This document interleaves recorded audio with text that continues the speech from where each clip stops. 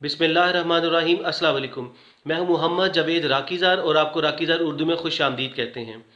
नाज़रीन, भारत की हुकूमत में और किसानों में अभी तक डेडलॉक बरकरार है और किसान जो कि ज़्यादातर सिख कम्युनिटी है, वो कह रहे हैं कि जब तक इस कानून को जो कि उनके ख़िलाफ़ लाया गया है, मोदी और उसकी हुकूमत लेकर आई है, जब तक इसको वापस नहीं किया जाता तब तक हम अपने घरों को नहीं जाएंगे।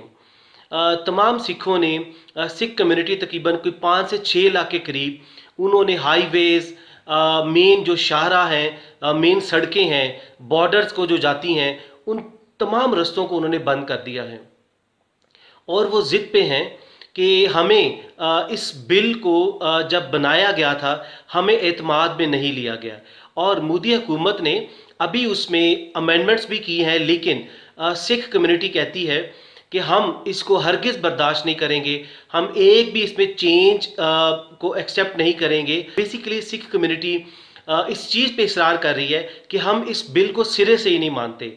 ये बिल जो लाया गया है, ये सिख कम्युनिटी का एक नस्ल कुशी करने के बराबर है। तो हम आपको इस बिल को आज बिल्कुल मुख्तसर और आसान ज़ुबान में बताएंगे कि आखिर ये फार्मर बिल 2020 है क्या और ये सिखों के लिए ये कैसे उनकी नस्ल कुशी है या उन पे कैसे ये जुल्म किया जा रहा है इस बिल के ज़रिए। और इसमें दूसरा पॉइंट नाज़रीन बहुत अहम है कि सिख कम्युनिटी बार बार कह रही है कि ये अंबानी और अदानी को खुश करने के लिए ये तमाम खेल खेला जा रहा है। आखिर ये अंबानी और अदानी हैं कौन, इसके बारे में हम आपको बताएंगे। इवन सिख कम्युनिटी ने यहाँ तक कह दिया है कि हम उनकी प्रोडक्ट्स का, यानी कि अंबानी और अदानी ग्रुप की प्रोडक्ट्स का हम बायकॉट करेंगे। इसमें सबसे पहला पॉइंट ये है कि मोदी गवर्नमेंट प्राइवेट सेक्टर को इसमें लाना चाह रही है, यानी कि कॉरपोरेट सेक्टर को। इसका मतलब ये है कि मोदी गवर्नमेंट कह रही है कि आप इनके किसानों को कह रही है कि आप अब से मंडी के अंदर ही नहीं बल्कि मंडी के बाहर जो प्राइवेट सेक्टर है, कॉरपोरेट सेक्टर है, उसके साथ भी आप अपनी प्राइसिंग कर सकते हैं, उसको भी अपनी जो अपनी प्रोडक्ट्स हैं, आपका जो गल्ला है, आप उसको बेच सकते हैं। इसमें इशू क्या है? इशू ये है कि पहले किसान मोदी गवर्नमेंट को, यानी कि हुकूमत के साथ वो प्राइसिंग करते थे, एक मुनासिब प्राइस पे उनका मुनासिब प्रॉफिट भी होता था और वो अपना जो सामान उगाते थे, सारा साल उगाते थे, उस सीज़न के बाद वो बेच देते थे हुकूमत को और एक मुनासिब प्रॉफिट कमाते थे। उसके बाद क्या था कि वो बड़ी पुरसकून ज़िंदगी गुजारते थे, उनकी ज़मीनें भी महफूज थीं और हर चीज़, उनका बिज़नेस भी महफूज था। लेकिन अब किसान कम्युनिटी ये खदशा जाहिर कर रही है कि ये जो कॉरपोरेट सेक्टर को मोदी लाना चाह रहा है, वो बेसिकली अंबानी और अदानी ग्रुप्स हैं और इसके अलावा और भी माफिया है।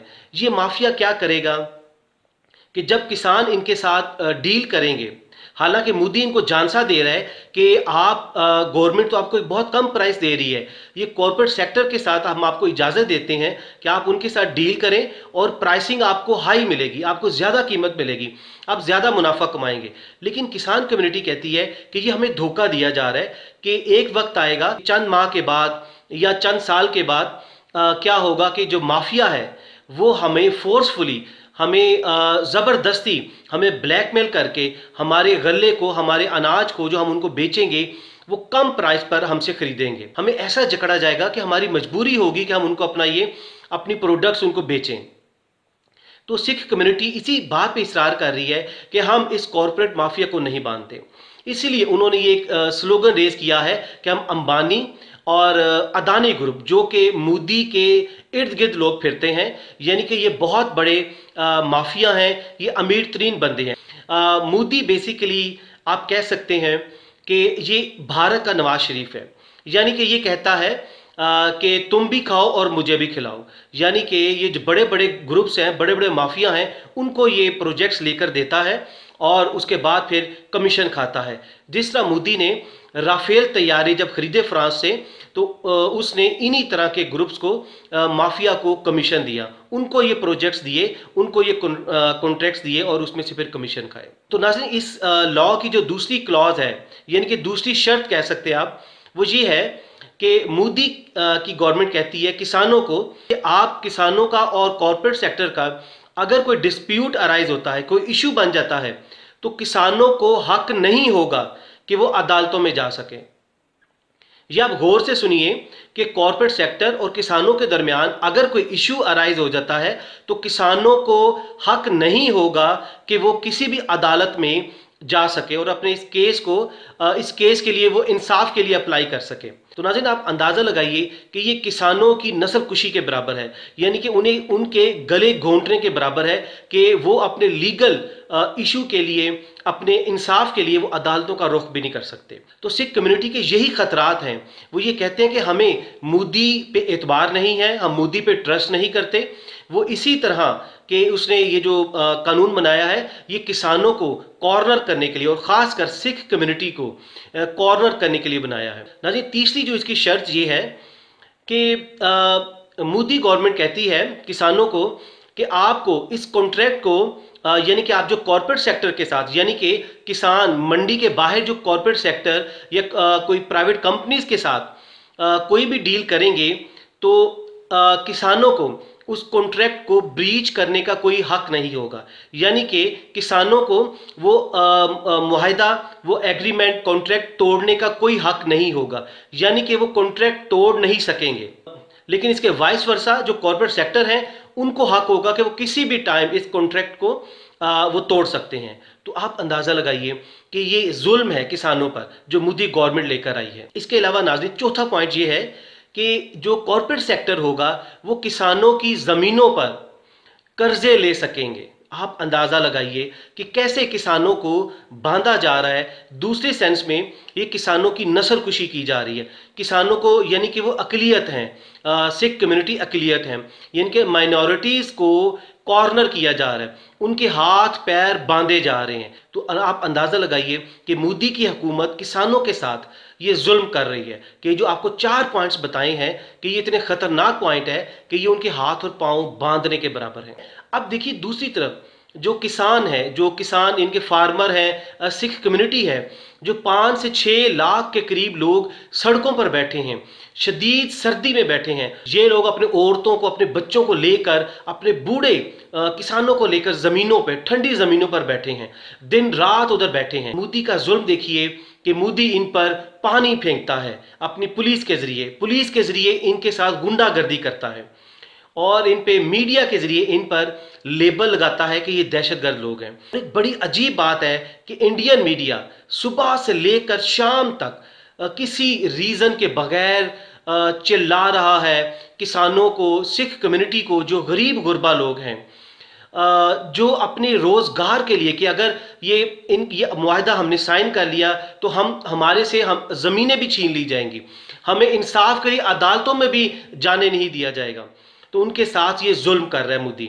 इंडियन मीडिया दिन रात चिल्ला रहा है और ये डंडोरा पीट रहा है कि किसानों को खाना कहाँ से आ रहा है, इनको कौन फंड कर रहा है। उनका इशारा पाकिस्तान की आईएसआई और पाकिस्तान की तरफ है, पाकिस्तान की हुकूमत की तरफ है, पाकिस्तान की फ़ौज की तरफ है।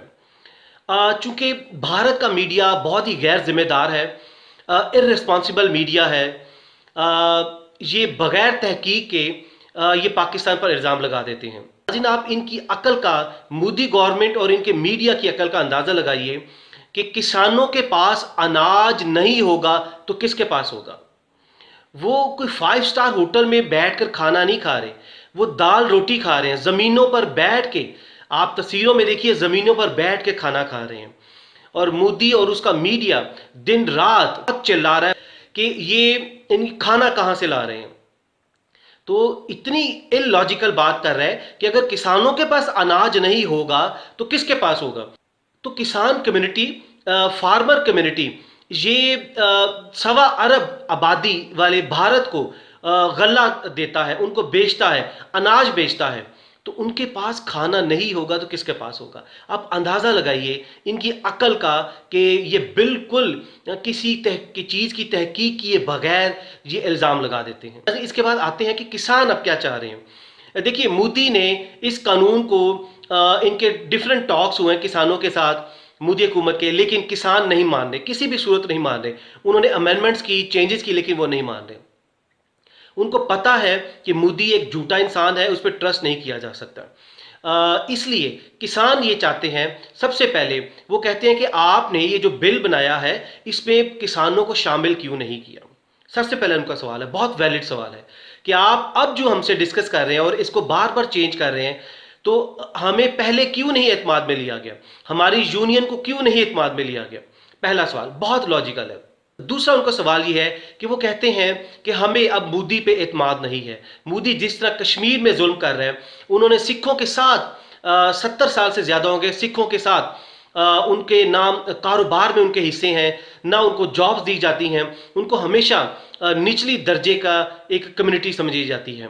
तो इसलिए वो कहते हैं हमें मोदी जैसे इंसान पर हमें बिल्कुल ट्रस्ट नहीं है, ये धोखेबाज इंसान है, इसलिए हम इसे कोई भी एग्रीमेंट और कॉन्ट्रैक्ट नहीं कर सकते। इसलिए ये जो तमाम इसने बिल बनाया है ये वापस ले। तीसरा पॉइंट बहुत वैलिड पॉइंट है। सिख कम्युनिटी कहती है कि अगर मोदी और इसका मीडिया हमें इसी तरह दहशतगर्द कहता रहा, तो हम अपने जवानों को, अपने बच्चों को जो बॉर्डर पर लड़ रहे हैं, जो सबसे आगे अपने सीने पर गोली खाते हैं, हम उनको एक कॉल देंगे और वो वापस आ जाएंगे। तो आप अंदाज़ा लगाइए कि सिख कम्युनिटी को किस तरह नाराज़ किया है मोदी ने। चौथा पॉइंट, ये भी बहुत वैलिड पॉइंट है, क्योंकि सिख कम्युनिटी बहुत बहादुर कौम है, ये किसी की गुलामी बर्दाश्त नहीं करते। इनकी तारीख भरी पड़ी है कि ये लोग बहुत बहादुर कौम है और खुददार कौम है। ये कह रहे हैं कि हमें चूंकि गुलाम बनाया जा रहा है, ये कॉरपोरेट सेक्टर के जरिए उसके अंडर लाया जा रहा है, और इसको जो लीड करेगा कॉरपोरेट सेक्टर को, ये अंबानी ग्रुप और अदानी ग्रुप जैसे लोग करेंगे, ये माफिया करेगा।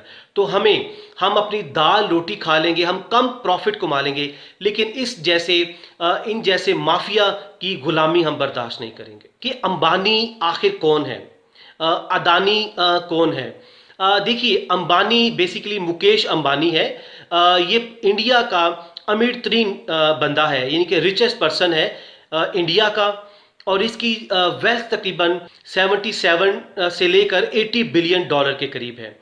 नाज़रीन, आपको हम कंपैरिजन बताते हैं ताकि आपको समझने में आसानी हो जाए कि मुकेश अंबानी कितना अमीर शख्स है। मुकेश अंबानी की आपको बताया कि जो वेल्थ है तकरीबन 77 बिलियन डॉलर के करीब है। इसी तरह जो जेफ बेजोस हैं, दुनिया के सबसे अमीर तरीन बंदे, number 1 richest person of the world, वो हैं जेफ बेजोस। इनकी जो ये अमेज़ॉन कंपनी है, बेसिकली अमेज़ॉन एक ऑनलाइन कंपनी है, ई कॉमर्स बेस्ड कंपनी है। इसके बाद आप देखिए कि इनकी जो वेल्थ है वो तकरीबन 188 बिलियन डॉलर के करीब है, और मुकेश अंबानी की 77 बिलियन डॉलर के करीब है। ये जेफ बेजोस नंबर 1 आते हैं, और मुकेश अंबानी इंडिया के नंबर 1 रिचेस्ट पर्सन है, और दुनिया के 7वें नंबर पर आते हैं। तो आप अंदाज़ा लगाइए कि ये कितने अमीर तरीन बंदे हैं। आपको एक और कंपैरिजन बता देते हैं कि देखिए, पाकिस्तान के सबसे अमीर तरीन जो शख्स है वो है शाहिद खान। उनकी वेल्थ तकरीबन 8 बिलियन डॉलर के करीब है। मुकेश अंबानी की ग्रुप ऑफ कंपनीज हैं, ये रिलायंस इंडस्ट्रीज के मालिक हैं। इसमें एनर्जी सेक्टर, टेलीकॉम, इसके अलावा रियल एस्टेट, टेक्सटाइल और भी बहुत सारे ग्रुप्स हैं, ये इनके मालिक हैं। नाज़रीन, इसके अलावा अदानी ग्रुप है, ये भी भारत का अमीर तरीन शख्स है। इसकी नेटवर्थ तकरीबन 27 बिलियन डॉलर के करीब है। ये भी डिफरेंट सेक्टर्स में काम कर रहे हैं, retail sector, real estate, textiles और भी बहुत सारे एक्सपोर्ट्स, इंपोर्ट एक्सपोर्ट में काम करते हैं। अभी इनका एक इशू चल रहा है जो कि लोग बहुत क्रिटिसाइज़ कर रहे हैं, मीडिया की हेडलाइन बना हुआ है कि मोदी ने रिसेंटली अदानी ग्रुप को 6 एयरपोर्ट्स की लीजिंग दी है। 50 साल के लिए बहुत कम प्राइस पे अदानी ग्रुप को नवाजा गया है कि 6 एयरपोर्ट्स की को उनको लीज पर दे दिया गया फॉर 50 ईयर्स। तो नाज़रीन, यही चीज़ें हैं कि किसान यही कह रहे हैं, सिख कम्युनिटी यही कह रही है, प्रोटेस्ट कर रही है कि मोदी हमें गुलाम बनाना चाह रहा है इसी माफिया का, कि अंबानी और अदानी ग्रुप का। कि ये एक वक्त आएगा कि हमारी जायदादें भी बेच देंगे, उन पे भी कब्जे कर लेंगे, हमें अदालतों में भी जाने नहीं दिया जाएगा, और इसके अलावा हमारी तमाम हमें कॉर्नर कर दिया जाएगा। यहाँ तक फिर आएगा कि हमें कहा जाएगा कि आप भारत से निकल जाएं, हमें भारत से बेदखल कर दिया जाएगा। तो नाज़रीन, सिख कम्युनिटी बार बार इसी चीज़ पे इंसिस्ट कर रही है कि वो इस कानून को नहीं मानते, और वो कह रहे हैं जब तक ये कानून वापस नहीं लिया जाएगा हम इधर से नहीं हटेंगे। आखिर पर हम सिख कम्युनिटी के लिए दुआ गो हैं कि वो अपने इस मिशन में कामयाब हों और वो खैर खैरे से अपने घरों में जाएं और वो इस बिल को रिजेक्ट करने में मोदी को और उसकी गवर्नमेंट को मना सकें, उन पर प्रेशर बिल्ड कर सकें। नाज़रीन, आप भी और सिख कम्युनिटी से हम रिक्वेस्ट करेंगे कि वो भी हमें नीचे कमेंट्स में अपनी राय दीजिएगा। अगली वीडियो तक अपना बहुत सा ख्याल रखिएगा। अल्लाह हाफिज़।